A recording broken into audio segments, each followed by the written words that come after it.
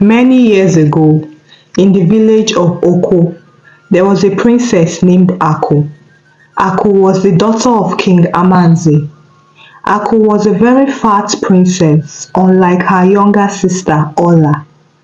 Aku was so fat that her clothes were made specially for her with extra large materials.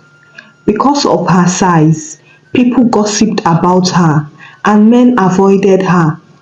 Even though she was a princess, no man wanted to marry such a fat princess. Even though Aku was older than Ola, her younger sister, Ola had lots of suitors coming for her hand in marriage. But being a beautiful princess, Ola turned down all their proposals because none of them were from royal families. Ako, on the other hand, was not concerned about marrying a prince. She just wanted to marry someone who would love her for who she is. Unfortunately, no man in the village wanted to marry Ako. King Amanze was very worried about his daughters. He wanted them to get married, but one was turning down suitors, while the other one was not getting any suitors at all. He would call them and talk to them about the issue, but there seemed to be no positive results. Ako and her sister loved to visit the stream most evenings. They would go to enjoy the evening breeze and listen to the birds singing. This was a normal routine for them. And while Ola walked along the paths with pride, Aku would walk behind, not wanting anyone to see her, to avoid them gossiping about her. On one of such evenings, Aku and Ola had gone to the stream. While they were there, a young man dressed shabbily came to meet them. He asked Ola for a cup with which to fetch water to drink. Ola looked at him and told him rudely to leave her sight as she doesn't talk to lowlife like him. The young man asked Aku, and Aku gave him a cup, also helping him to fetch water to drink. As the young man was drinking the water, a handsome prince dressed in an exquisite royal attire came up to the stream. He spoke to the young man. Chima, were you able to get the water? Chima answered, yes, my prince. This maiden here was kind to give me water with her cup. As Ola saw the handsome prince, her eyes lightened up. She quickly adjusted her dress and turned to smile at the prince. The prince saw Aku and Ola, but was immediately drawn to Ola's beauty. He spoke to her. I am Prince Nnamdi from the neighboring village, and this is my friend Chima. We were passing by this village when he said he wanted to drink water. I didn't know that there was a beauty here. Permit me to ask, are you a goddess? Because your beauty is ravishing. Ola blushed and smiled at the prince, saying, I am Princess Ola. My father is the king of the village. You're welcome to our village. Do you need water? Prince Nnamdi told her, your beauty alone is enough for me. If you don't mind, can you do me the honor of showing me around your village? Ola looked back at Aku and excitedly said, of course, I'll show you around. All the while Prince Nnamdi was talking with Ola, he didn't even cast a glance at Aku. He thought that she was way too big and ugly for his liking. Aku stood there feeling ashamed. She did not expect any prince to come to the stream. She knew that people disliked her because of her size, so she tried to always avoid meeting people. Chima noticed that Aku was shy, and so when Ola left with Prince Nnamdi, he said to her, thank you for the water. Who is Princess Ola to you? Aku looked at him and said, she is my younger sister. Chima then said, so she is your sister. You're also a princess, but you didn't behave like her. Aku apologized for her sister's mistake and told him that she wasn't always like that. Chima told her that he and the prince usually came to their village often and that he would love to see her again. Aku looked at him surprised and immediately turned her eyes to the ground. That night, when they got home, Ola told Ako that she had finally seen the man she wants to marry. I knew I would see my Prince Charming soon. I am glad I didn't give in to one of those paupers that have been pestering me. He is so handsome, and I'm sure his father must be richer than her father. Ako looked at her sister and said, I am happy for you. Your dream has come true. His friend Chima said he wants to see me once again. I don't know his reason. Ola laughed and said, you mean that's common now? He wants to see you. Anyway, you should be happy someone finally notices you. Pray he takes you seriously and doesn't change his mind so that you don't have to remain in our father's house forever. The next day, Ako and Ola went out to meet Chima and Prince Nnamdi. Ola and Prince Nnamdi had made arrangements to meet at a particular spot. Ako knew that Chima would be there with the prince also, so she followed Ola, but she stopped at a distance and didn't get to where the prince was. Chima had seen her from afar, and so he went up to meet her. Ako and Chima both went to a private place, and Chima told her that she was beautiful and he would like to make a drawing of her. Chima was a very good artist, and so he told Aku to sit on a big stone while he drew her. It didn't take too long before Chima drew a very beautiful picture of Aku sitting on a stone smiling. Chima gave her the drawing and told her that it was a gift for her. Ako collected the drawing. When she saw how beautiful she looked in it, she was very happy and thanked Chima. Aku loved the drawing so much that she would sleep close to it and hug it every now and then. It was not only beautiful, but it also reminded her of Chima, the only man that had admired her, not considering her size. Chima told Aku that he was a poor orphan who lived alone, and Prince Nnamdi was just kind to him. He was the prince's personal guard, but the prince regarded him as a friend. Aku told him that she didn't mind and that being an orphan was not his fault. He might be poor, but wealth is not the ultimate and does not guarantee happiness. If he worked hard, he would be successful also.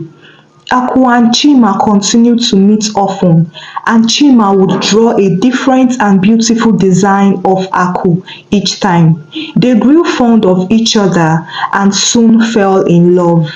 On the other hand, Ola and Prince Nnamdi continued to meet, and the prince would always tell her about how rich and influential his father was.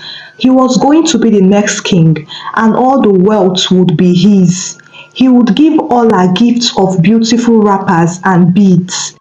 Ola was so happy and could not wait for him to ask her to marry him. Finally, the day came and Prince Nnamdi asked Ola to marry him. Ola was very happy and she accepted. Later that evening, Ola went to tell her father, King Amanze, that a prince from the neighboring village had asked for her hand in marriage and would be coming with his people to see him very soon. As she was still talking, Aku came in and told her father that a young man has asked for her hand in marriage and would be coming to see him. Ola was surprised and she asked Aku who the person was. Aku told her that it was Chima. Ola was amused and told Aku that if she wants to marry that pauper, she should be ready to face the consequences and not come to beg from her, as she was not ready to be giving anybody food or clothes. The king shunned Ola immediately and told them both that he was happy about this good news and would be expecting the young men and their people. The two princesses were very excited and grew anxious for the D-Day. They spent time taking care of themselves so that they could be more beautiful on their wedding day. Days turned into weeks, and weeks turned into months, but the princesses had still not heard from their fiancés. They were very worried and were scared that they had changed their minds. Aku began to think that maybe Chima was no longer interested in her again. Maybe he changed his mind and did not want to marry a fat girl anymore. She cried so badly and resorted to using the drawings Chima gifted her to console herself. The drawings reminded her of him and kept his memories alive. Aku was still in her sorrowful thoughts when Ola came into the room crying and accusing her of being a bad luck. It's because of you that Prince Nnamdi has refused to come. You are not only fat, you are also a bad luck. I know he refused to come because of you. He doesn't want to marry the sister of a fat girl. I regret having you as my sister. Aku felt very bad. She knew that what Ola said was true. The prince and Chima jilted them because of her.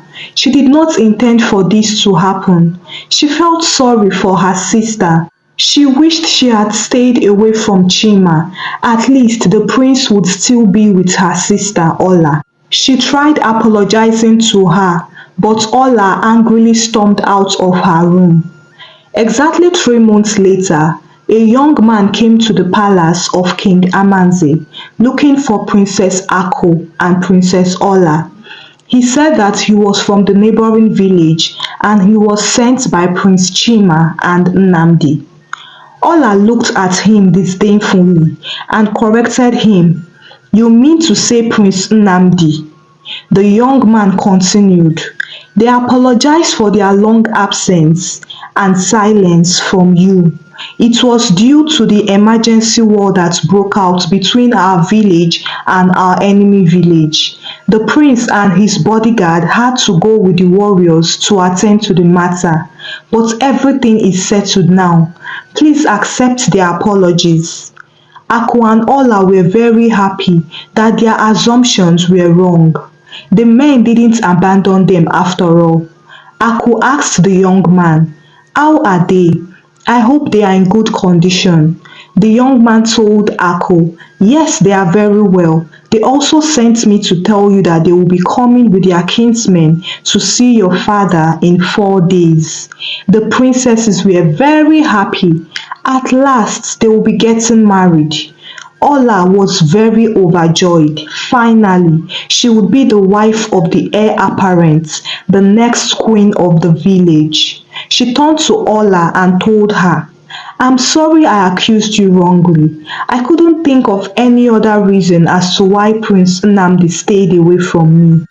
Aku accepted her apology and told her that it was okay. Ola then went on to tell Ako, are you sure you still want to marry this Chima guy? Left to me, it would be better for you to stay unmarried in our father's house. At least you won't have to beg for food than to get married to a poor man and end up begging for food. I think you should reconsider your decision. Aku looked at her sister and shook her head in pity. This is the first man that has ever shown interest in me. He is kind and treats me well. Even if he is poor, I will stay with him and we will work together to survive. On the day set for their wedding, the palace had been decorated and the princesses were being prepared by their maids. Everything was set as they awaited their suitors. The suitors and their kinsmen soon came with lots of yams and palm wine. They were welcomed and the king sent for his princesses to come and give their consent. As soon as the princesses came out and saw their husbands-to-be, they were both surprised and confused at the same time. Ola was to get married to Prince Nnamdi, while Ako was to marry Chima, the poor orphan. But what they saw was not what they expected. Chima was the one dressed like a prince, and he had attendants behind him, while Nnamdi dressed decently, unusual of how he usually dressed before. Ola did not waste time in asking Nnamdi why he was dressed like that. My prince, why are you dressed like this? And why is Chima putting on the clothes meant for you? One of the men who had accompanied Nnamdi and Chima asked surprised, "Who is your prince?" Aku stood there looking at Chima all the while, trying to understand why he should dress like a prince. Did he think that she would reject him? She loved him the way he was. Why did he have to borrow these clothes? Chima saw the look on Aku's face, and he knew that he had to come out plain. He faced Ako and said, "Princess Ako, I know you are surprised and confused as to what is going on. I am very sorry I was not honest with you, but I did what I did for a reason. I am Prince Chima and Nnamdi here is my personal guard. I wanted to find true love and I knew that girls would naturally love me because of my status. So I planned with Nnamdi that he should stand in as a prince while I act as his guard. That way, when I meet a girl that loves me, I will know she loves me for who I am and not because of my status. It was at that time that I met you, and you didn't discriminate against me. You showed me your pure heart and how beautiful your soul was. I couldn't help but fall in love with you. Please forgive me." All the while Prince Chima was speaking, Ola felt as though she was sinking into the ground. She could not believe her ears that she had been deceived. She fell for the wrong person. This poor guard deceived her. How did she not suspect or smell anything? Ah, I am finished, Ola screamed. Nnamdi tried to touch her to beg her, but she pushed him away. He begged her, "My princess, I am sorry. When I saw you, I loved you at first sight. I knew you wouldn't love me if I told you of my true identity, and that was why I was glad that Prince Chima had given me the opportunity to pose as the prince. I am very sorry. I promise to take very good care of you. I work very hard to provide all of your needs." Ola got more irritated and shouted at him, "Why do you love me? How can you love me? Who sent you to me? You did not see any other girl to love with your poverty-stricken self. It's me, Princess Ola, that you saw. I will never marry you."